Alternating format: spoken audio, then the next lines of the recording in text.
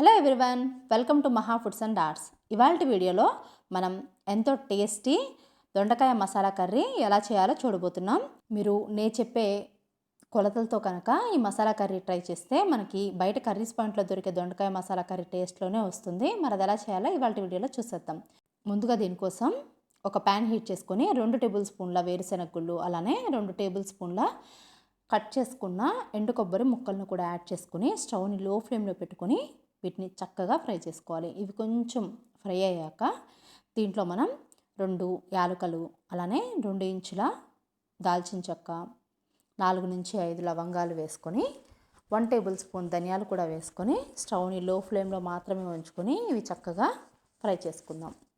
ఇవి కొంచెం ఫ్రై అయ్యాక దీంట్లో 1 టేబుల్ స్పూన్ జీలకర్ర, అలానే 1 టేబుల్ స్పూన్ నువ్వులు వేసుకొని అలానే పావు టేబుల్ స్పూన్ మెంతులను కూడా యాడ్ చేసుకుందాం. ఇవి వేసుకున్నాక కొంచెం సేపు ఫ్రై చేసుకుంటే సరిపోతుంది. మనకి నువ్వులు జీలకర్ర ఎక్కువసేపు రోస్ట్ అవ్వాల్సిన అవసరం లేదు. సో ఇవి యాడ్ చేశాక ఒక 1 మినిట్ పాటు ఇట్లా ఫ్రై చేసుకొని స్టవ్ ఆఫ్ చేసుకొని ఒక ప్లేట్లోకి తీసుకొని వీటిని చల్లారనిద్దాం. ఇప్పుడు ఇదే ప్యాన్లో 3 to 4 table spoons oil add చేసుకొని ఈ ఆయిల్లో మనం ఇప్పుడు దొండకాయల్ని ఫ్రై చేసుకుందాం. ఒక పావు కేజీ దొండకాయలని శుభ్రంగా వాష్ చేసుకొని ఇలా చివర్లో కట్ చేసుకొని మనం గుత్తి వంకాయని కనుక కట్ చేసుకుంటాం కదా, ఇలా అడ్డంగా నిలువుగా అలా దొండకాయ 3/4 వరకు కట్ చేసుకోవాలి. పూర్తిగా కట్ చేసుకుంటే దొండకాయ అంతా చల్ల చెదురుగా అయిపోతుందండి కర్రీ అయ్యే లోపల. సో ఇట్లా 3/4 దొండకాయ అంత వరకు అడ్డంగా నిలువుగా కట్ చేసుకొని ఈ ఆయిల్లో వేసుకొని చక్కగా ఒక 2-3 మినిట్స్ ఫ్రై చేసి తర్వాత మూత పెట్టుకొని వీటిని చక్కగా సాఫ్ట్గా అయిపోయేంత వరకు కుక్ చేసుకోవాలి. మధ్య మధ్యలో మూత తీసి కలుపుకుంటూ వీటిని ఈవెన్గా అంతా కుక్ అయ్యేట్టు చూసుకోవాలి. చూసారు కదా, ఇవి చక్కగా ఫ్రై అయిపోయాయి, అలానే లోపలంతా కుక్ అయిపోయింది. ఇప్పుడు వీటిని ఒక ప్లేట్లోకి తీసుకుని పక్కన పెట్టుకుందాం. దొండకాయ మగ్గబెట్టుకోవడానికి ఇలా కుక్ చేసుకోవడానికి టైం ఎక్కువ తీసుకోండి. మనం చక్కగా కలుపుకుంటూ దీన్ని ఫ్రై చేసుకోవాలి. ఇప్పుడు ఇదే ఆయిల్లో 1 టేబుల్ స్పూన్ జీలకర్ర, 1 టేబుల్ స్పూన్ ఆవాలు వేసుకొని ఇది కొంచెం ఫ్రై చేసుకుందాం. ఇది కొంచెం ఫ్రై అయ్యాక దీంట్లో కరివేపాకు వేసుకొని అలానే 2-3 పచ్చిమిర్చిని కట్ చేసుకొని యాడ్ చేసుకోవాలి. అలానే 2 మీడియం సైజు ఉల్లిపాయలని సన్నగా కట్ చేసుకొని ఆ తరుగును కూడా యాడ్ చేసుకుందాం. ఉల్లిపాయలు 2 మీడియం సైజు అయితే 2 సరిపోతాయండి, పెద్దదైతే 1 సరిపోతుంది. ఇలా కట్ చేసుకొని యాడ్ చేసుకున్నాక దీన్నంతా ఒకసారి బాగా మిక్స్ చేసుకొని ఈ ఉల్లిపాయ అంతా సాఫ్ట్ అయ్యేంత వరకు ఫ్రై చేసుకుందాం. ఇది కొంచెం పచ్చివాసన పోయేంత వరకు ఫ్రై చేసుకొని దీంట్లో 1 టేబుల్ స్పూన్ అల్లం వెల్లుల్లి యాడ్ చేసుకొని ఈ అల్లం వెల్లుల్లి పేస్ట్ కూడా పచ్చివాసన పోయేంత వరకు ఫ్రై చేసుకోవాలి. అలానే మనకి ఆనియన్స్ అంతా చక్కగా మంచి గోల్డెన్ కలర్లో వచ్చేయాలి. చూసారు కదా, ఆనియన్స్ ఒక 5 మినిట్స్లో చక్కగా గోల్డెన్ కలర్లో వచ్చేసాయి. ఇప్పుడు దీంట్లో 2 మీడియం సైజు బాగా పండిన టమాటాలని యాడ్ చేసుకుందాం.